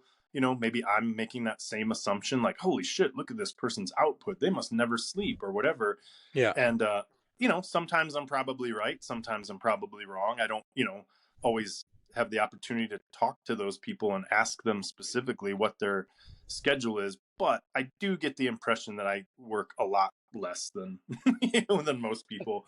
And it fluctuates all the time, where my giving a shit about that. Sometimes it beats me up, and I'm just like, holy cow, just throw in the towel. You don't work hard enough. You're obviously not as passionate about this as other people. Just hang it up. And then other days I'm like, fucking cares? Like, what's the difference? You know what I Exactly. mean? Like, I think when I get really disappointed in myself is when I always refer to it as, I'm imagining that there's like this secret art police that are monitoring my like productivity level, Oh and that boy. they'd be super disappointed if they actually knew how much I produced and this and that. And then I'll stop and realize, like, man, nobody fucking cares. You know what I mean? Like, No. if I looked at someone's page that I really liked and respected, and was like, holy cow, it's one of my favorite artists. I love them. They're so awesome. And I'll look and I'm like, oh, they haven't made a post in like a month. It wouldn't even cross my mind to be like, what a fucking lazy asshole. You know what I mean?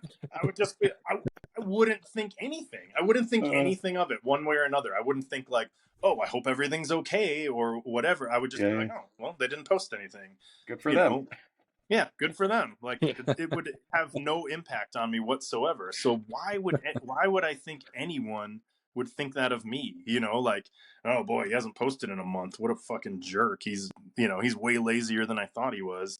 Have you heard It of the just Have you it heard of just doesn't Have you heard of it the doesn't concept of slow tasking?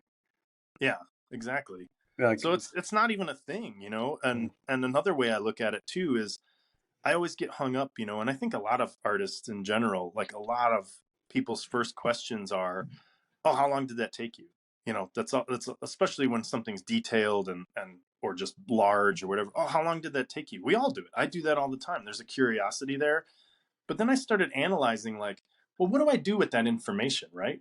If they're like, "Oh, that took me 2 hours," I would be like, "Holy shit, that's super quick." If they're like, "Oh, that took me 2 weeks," I'd be like, "Wow, that's amazing dedication. Well, you must have a lot of patience." Like, I'm impressed either way. So it kind of just like creates an even playing field. And it's just like, well, who cares? Like, what's the difference? Like, I guess if you're doing 2 hours, you can have more output, but that's, you know, that's just, that's also just totally subjective, you know, like it doesn't matter what the output is if the work isn't something I'm into.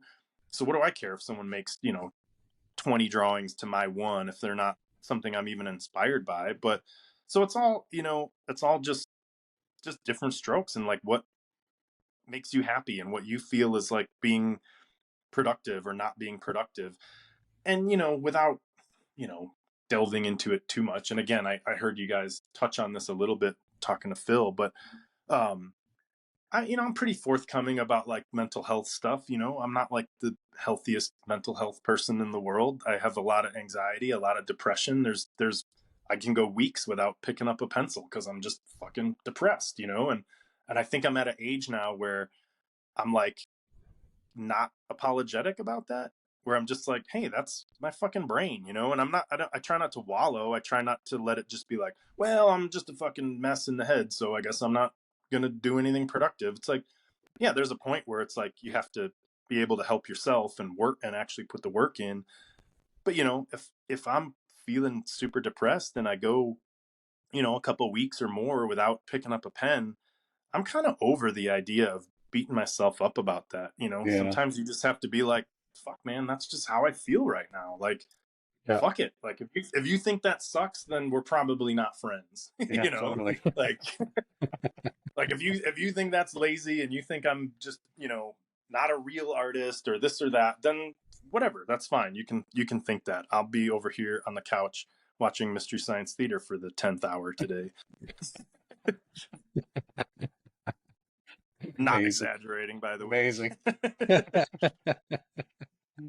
Yeah, Oh shit. All right, Yeah, let's to go get back those, to get let's go those. back to a little bit of tattooing, and let's just I'm Yeah. curious because you're in Chicago for so long, in shops for so long. Did you do much traveling, guest spots, conventions? I didn't. I did. I guess I did my share of conventions back in the '90s. Yeah. But I'll tell you what did it. One, as you can probably have gathered already, it doesn't really match my personality. A little too hectic, you Yeah. know, a little too much going on. Um, the one that did me in, it was like kind of this lead up to just being like, fuck this, I'm never doing these again. I did a couple back to back, and I didn't do shit. Didn't fucking hardly tattoo. Barely. I probably was in the red as far as covering expenses. So that was kind of a like, well, fuck this. This is ridiculous. You know, I got to get on a plane. I got to lug all my shit. And I sat around for 3 days and did like one tattoo Sunday before they shut it down. You know, like I've run into that situation. And that happened like on a couple back to back conventions. And so that really like soured my enthusiasm for doing them. Yeah. The other thing, and this is probably more of an individual situation and not a reason to, you know, omit conventions altogether, but I was at one and they had, you know, the annoying fucking zoo crew DJ guy, whoever the fuck he was, and he was just an idiot. He was just like loud and annoying, but above all that, just like sexist, racist, you know, like, and I was like, you know what, if this is who they're picking to be literally the voice of this convention, like, I'm fucking done. This is stupid. yeah, Like, I knocked don't, out. this guy doesn't represent anything I'm about. It was just, I was so annoyed and offended and just like who decided this dude was okay, you know, and thinks he's funny with his like, you know, quote unquote slightly racist, just like it's either racist or it's not, man, you know, like all this slightly bullshit. You're either a fucking dick about it or you're not, and he was a dick about it. And So that was the last one I ever went to, and that, I mean, I don't even remember what year that was. That was like probably into the 2000s. And I had fun at some of them, you know, some were a blast, but it was always this mix of like, um, either I don't really party, right? I definitely don't party anymore. I never really did, but like back then I wasn't really partying hardly at all. And so if I didn't have any tattoos to do, it was just lame because I'm not like super social. And if I did have tattoos to do, all I did was tattoo. And then I'd go back to the hotel room and just draw. So it's not like I'm meeting all these people. You know, like I think when you hear those experiences and like, oh, I did all this traveling, I met all these people and this and that, I think I've realized the older I got that like your personality dictates a lot of that happening. It just doesn't happen to you. You just don't like walk into a convention like, cool, I'm gonna meet like Philip and like, you know, Mike Rubendahl and all these guys. Like we're gonna be bros, and I'm gonna be in one of those photos of a 20-foot long sushi bar table full of bros. You know, like, dude, I've never fucking been in one of those pictures ever in my life. Like, it's never happened. I've never been posing in front of a shop with my shirt off and like 40 dudes. Like, you know, like it's just, I'm not that guy. And so, like, the benefits just started seeming like not that great, like, not worth it, you know, where I'm like, I'm not meeting anyone. I can remember distinctly, like, shuffling around conventions because I had nothing to do and seeing artists that I was like, oh man, this guy's super awesome. And like, what do I do? Like, I'm just gonna walk over there. I'm nobody. What do you? Can I bug you while you're trying to tap? You know, like it just never happened. I'm too quiet and, you know, kind of socially awkward for that to have like turned into anything. So I was like, just sort of like assessing the rewards to going through all the hassle, you know, and the rewards were just less and less. Yeah. Uh, and then traveling was kind of the same thing, like pre Instagram. Um, you know, like now, if I wanted to, there's probably some places I could travel to. I mean, certainly within the States, but like abroad, you know, there's probably a few places, but it would be people I don't know very well. Certainly no one I met in person, just people I've chatted with over Instagram. And I could probably make that happen, you know. But again, I think when you hear about people that make that work, they have that like gregarious personality is a big part of it. It's like that it just doesn't happen, right? Yeah. You just don't like waltz into a shop in, you know, Lithuania and be like, "Hi, I'm from Chicago. Like I do tattoos too, right? Like we're buddies." We're the You same. Yeah, know? Yeah. totally. Hey, We can I have stay so at your many things house? in Sleep on your common. couch? Yeah. So it's just, you know, and I think Instagram could change that, but I even thought about that stuff just with just traveling in general, right? Like I remember when I was younger, I did a trip to Ireland, right? I just always wanted to go, and I just was like, okay, it was like probably the most adventurous I'd ever been in my life. I just got a ticket, got a backpack, and I'm not that person that just does that kind of shit at all. So I was kind of like, what the fuck am I doing? You know, like I have a lot of anxiety, and especially in unknown situations. But I was like, you know, I'm in my 20s now. Everyone I know is like traveling. I just got to go. Like Ireland seems like pretty safe and like maybe easy to navigate. And I heard all these stories like, oh, it's great. You get in the countryside and like people just, you know, invite you into their homes, and like I had dinner with all these, you know, strangers that became great friends. I still talk to them to this day. Dude, I went fucking none of that shit happened. You know, like you have to be that person, right? And I start thinking about it, and I'm just like, yeah, you got invited because you probably started talking to someone, and you struck up a conversation. I'm just sitting there waiting for some farmer to invite me to like dinner. Like it's not gonna happen, you know. Oh Some man. farmer Oh, just hey, I yelling saw out in you the there. field, "Hey, you! Get away from my Right? Yeah, sheep!" yeah. Hey, I saw you picking potatoes there. Are you gonna make dinner out of those? Can I come hang out? You know, like it just this doesn't happen. You have to be that Uh, person, and I'm just not that person. Like you know, whatever, man. I'm older now, and I'm more social than I probably ever was, you know, in those days. But I'm still not that person. You know, I don't. Yeah, but You know, you're a full-time tattooer. That's seriously draining for people that are not very social. yeah, no yeah. doubt. I was gonna say, But how do you manage? How do you cope?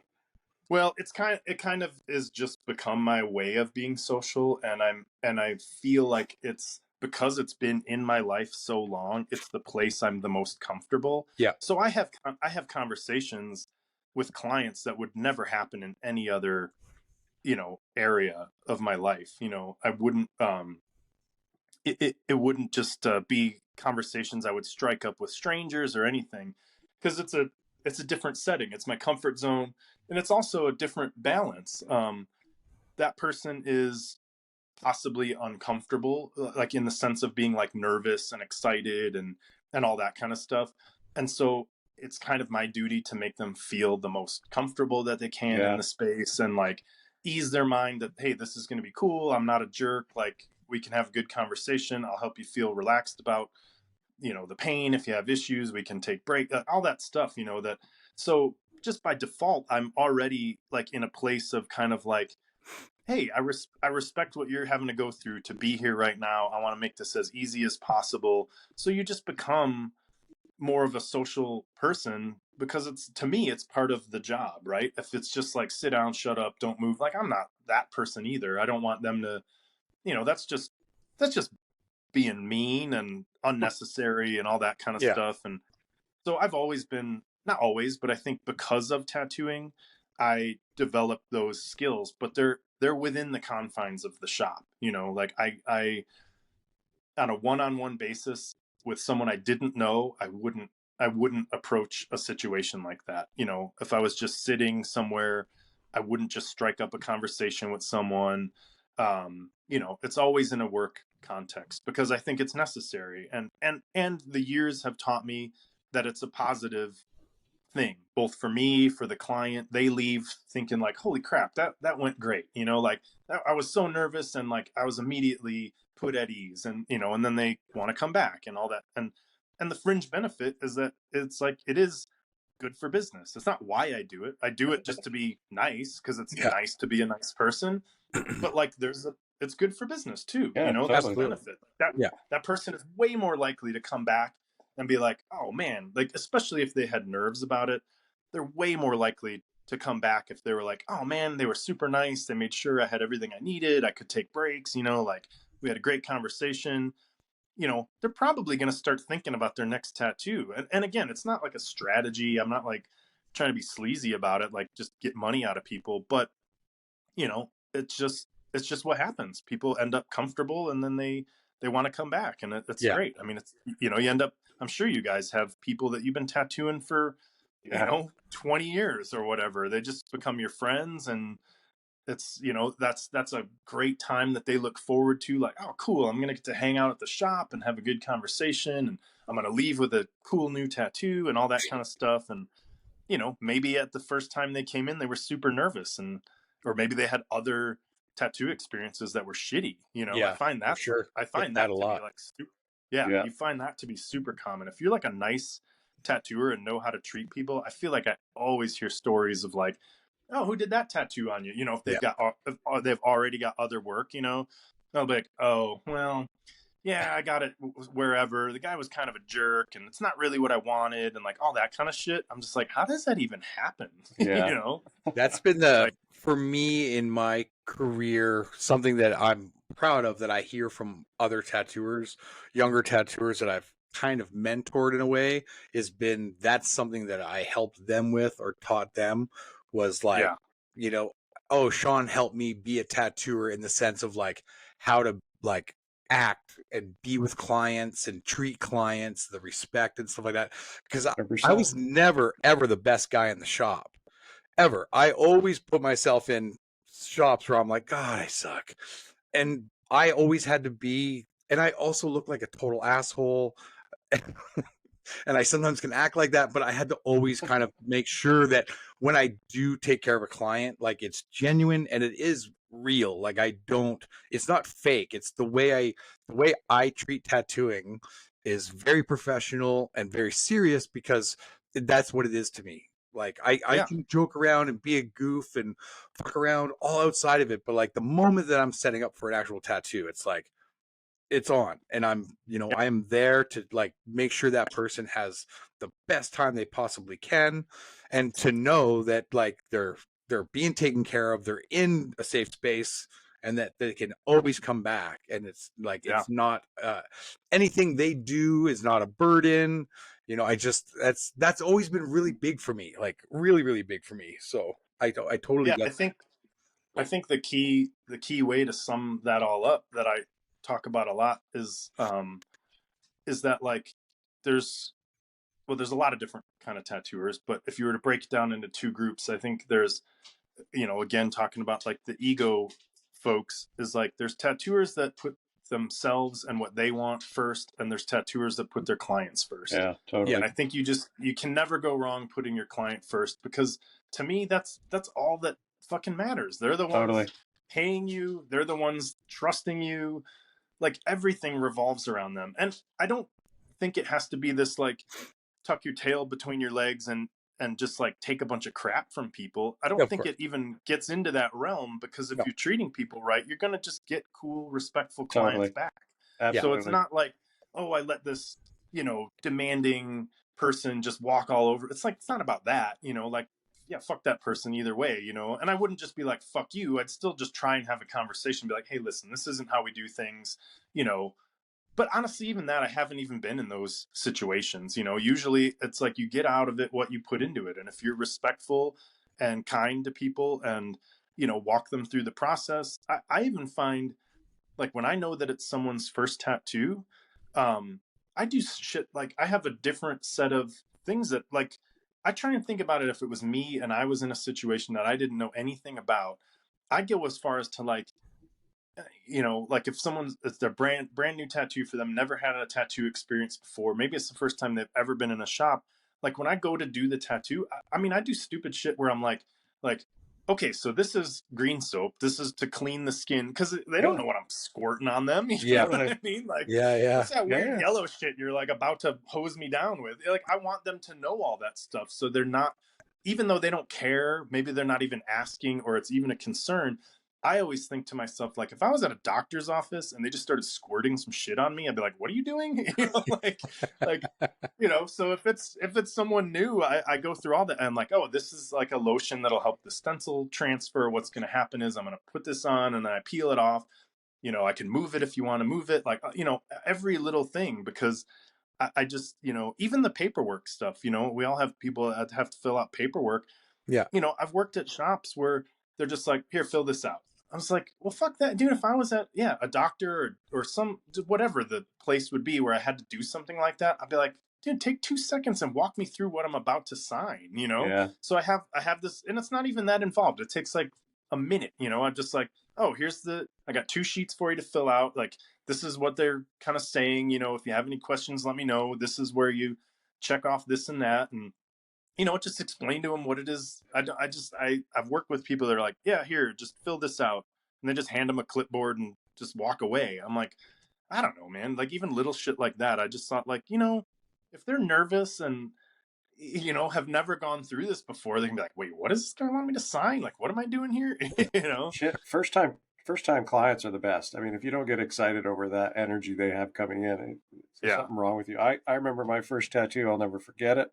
And every time I tattoo a client for their first time, I know that I'm going to be connected to them forever. So I just go above and beyond and give them the best experience possible. Like make it as fun and lighthearted and as memorable as they can possibly get. Because fuck, you only get to do that once, like. Yeah, totally. Yeah. I think I've found a lot of value in watching other people work and, kind of mentally taking notes on just as much what to do, but as what not to do. Like I've watched some behavior of artists that I've worked with, and I mean they've all been like, bottom line, been great people. I'm not like slamming anyone I used to work with, but I had people that it would start feeling like a boys club. They would just be like 2 stations maybe that were like right next to each other. The 2 artists would just be like talking between themselves the entire time, and I'm like, your client is literally just sitting there listening to you have a conversation with your tat bro. Yeah. You're both tattooing people and like not paying any attention to them.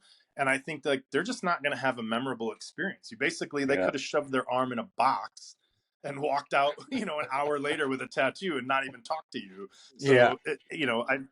and again, it's like, you don't have to, coddle people along, and maybe some people don't want to talk at all, and you got to read the room. But I'm at least not going to ignore them. I'm going to ignore them when they express or I read that they want to be left alone and ignored.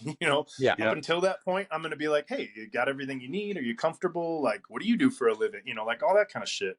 Yeah. And if they don't feel like talking, that's totally fine too. But my baseline isn't going to be like, well, I'm just going to have a chat with whoever, and if they need anything, they'll let me know. Like, yeah, I don't make any assumptions. Like I don't take anything for granted. Like I don't assume, oh, they know how this works, or they're just going to be quiet or whatever. I just try and, like you said, just you make them feel as comfortable as they possibly can.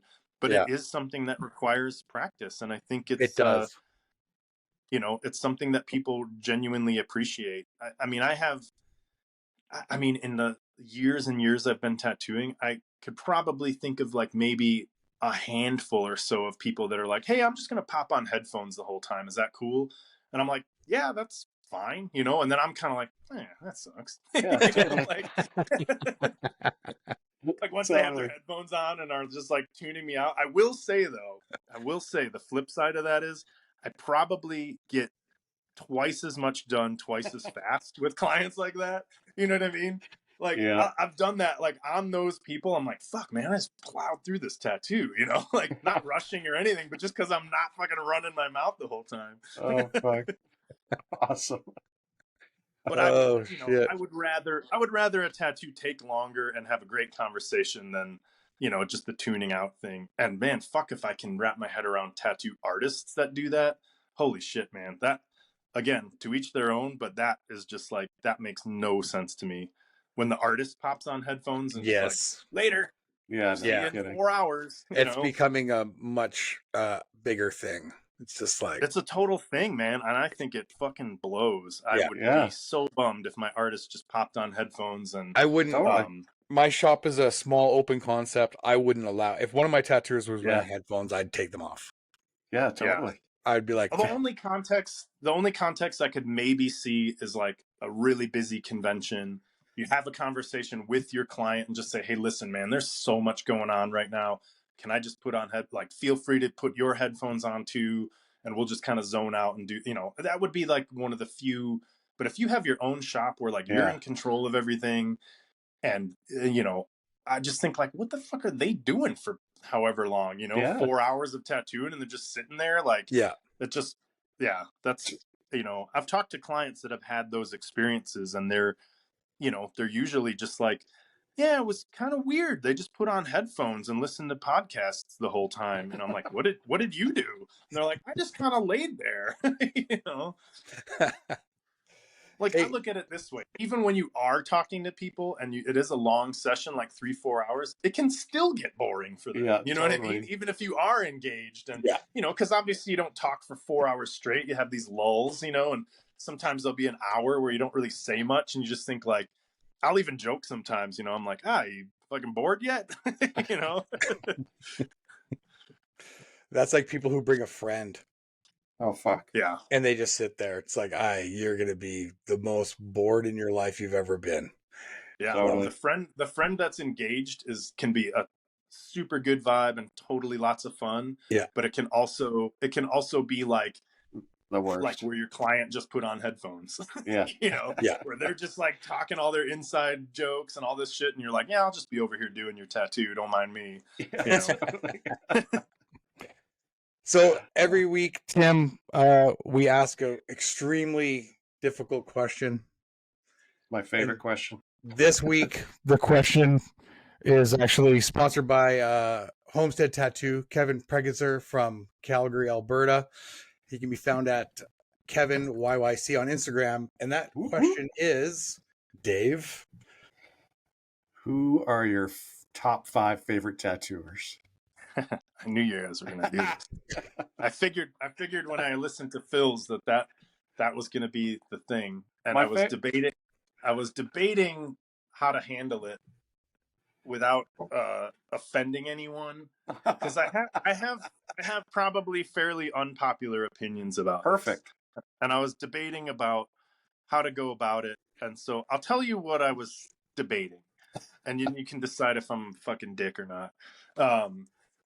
I was debating because I thought to myself, my first reaction was like, I don't have 5 favorite tattooers. I really don't pay that much attention to tattooers. I kind of get bored with them at this point, and I think it's kind of for those reasons, like I said, like just total overload. But I also realize that it's my craft, it's my profession. There's plenty of amazing tattooers out there. It's just like for me personally, when I think of what really inspires me and what really gets like my creativity going and stuff that I'm just like is so good that I get energized about wanting to produce stuff. It's honestly, it's usually not tattoos, you know? And I don't know if it's just a product of having been tattooing so long.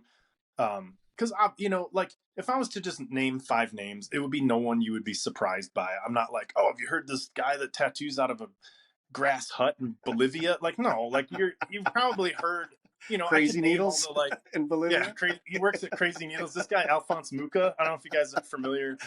Is that Crazy Needles in Gary, Indiana? That's But one. like I wouldn't I wouldn't surprise you guys, right, with anything. It would be all the same, you know, Steve Moore, you know, James Tex, Grime, like all there's not like it's almost kind of like pointless. Like they all know that they're famous and influence fucking everyone, you know. Well, so the I was trying to debate. Yeah. The point is it's who you find. It's not we're not trying to find out who your, you know, Hall of Famer tattooers are, who's important to you, like whether they influenced you in some way or not. It doesn't matter if they're the best tattooers in the world. That's not really what we're looking for. It's like that Ben from Deluxe.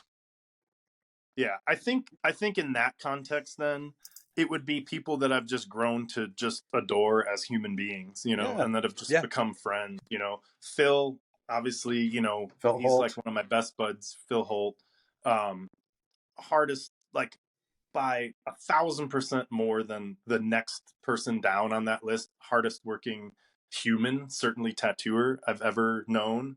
I don't know. I've told him so many times. I'm like, dude, if I had to live a day of your life, my heart would explode like in the first hour.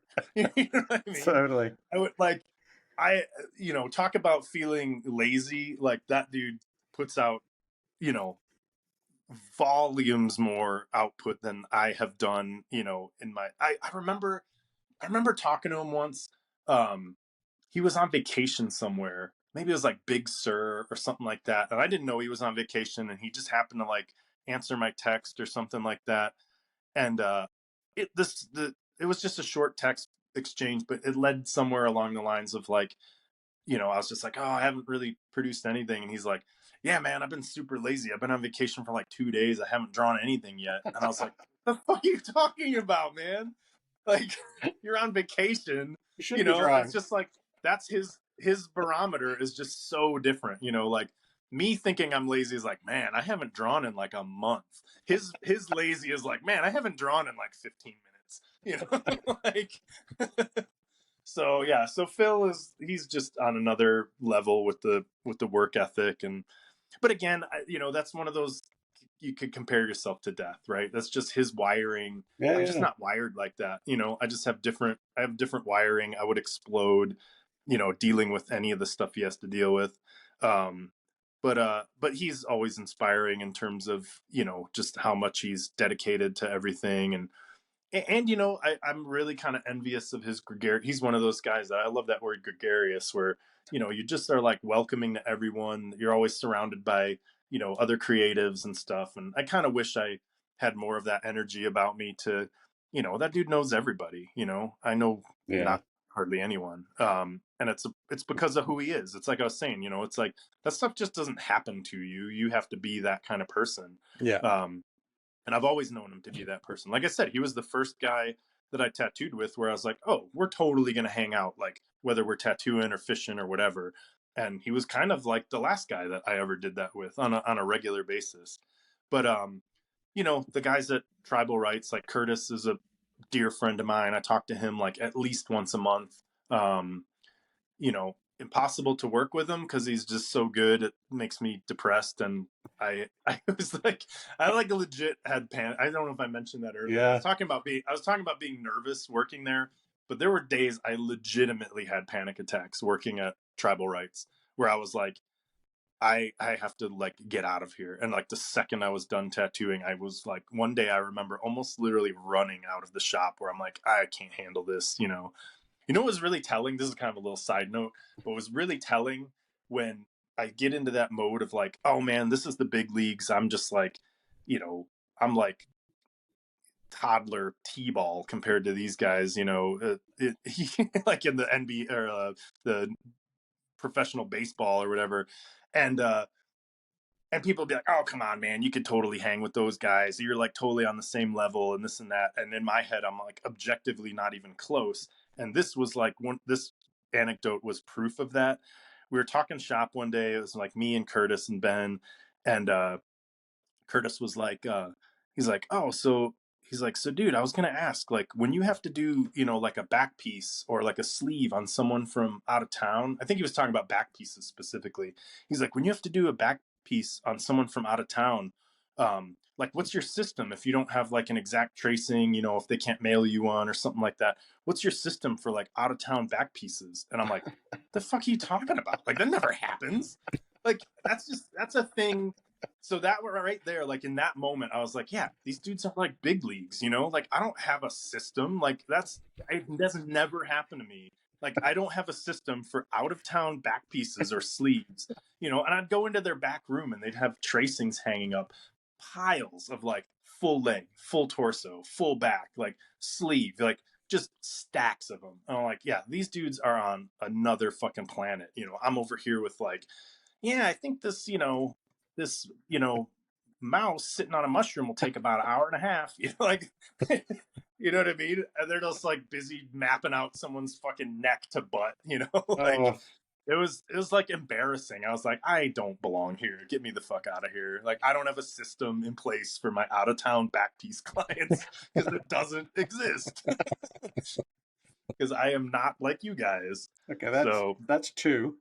That's two. Right. Yeah. I'm gonna drag this. Is gonna be like a 7-part podcast here. So that's two. Let's see who else. I mean, they're all like friends. You know, like my other dude that I just love so much is Brandon Holt in Minneapolis. Mm-hmm. That guy's I don't throw the word genius around like lightly. I think it's ridiculous to throw that around, but that guy is like a fucking genius. Like he could just scrawl on some like marker drawing, and then he does like this kind of tweaker pen. Do you guys know him? I've seen some of his work. Yep.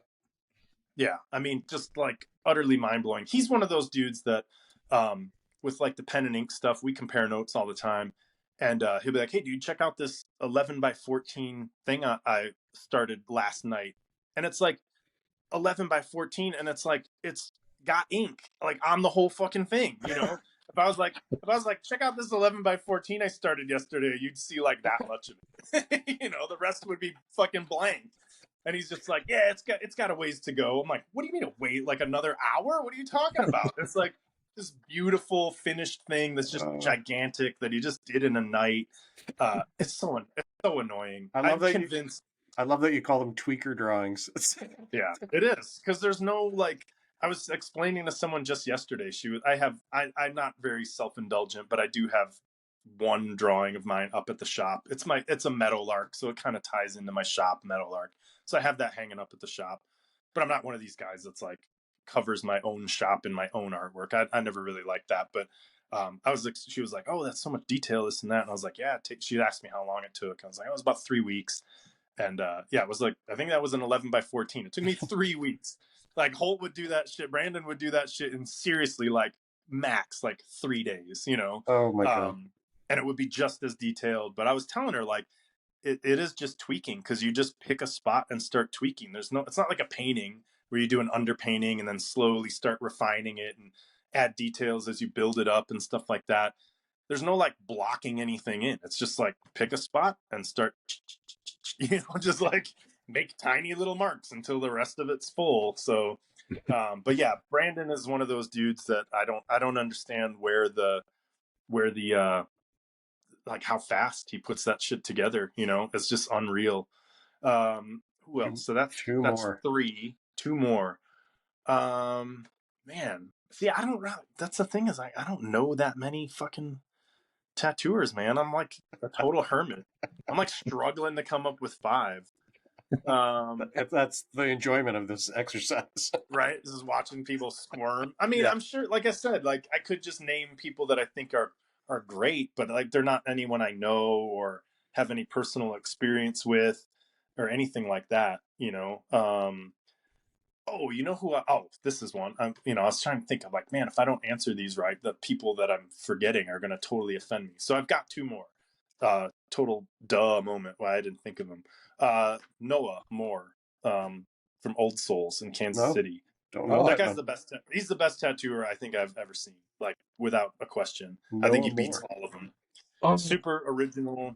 You guys know who he is? No, I'm on I'm on Instagram right now. Going to find out. Yeah, it's Old Souls. That's the name of his shop and the handle. yeah, I And he follow knows. him. Yeah, yeah, Yeah. yeah. I remember. I was like, oh wait, he's the guy with the 3 dot smiley face as his Yep. profile pic. Yep. Yeah, Yeah. that's the guy. Yeah.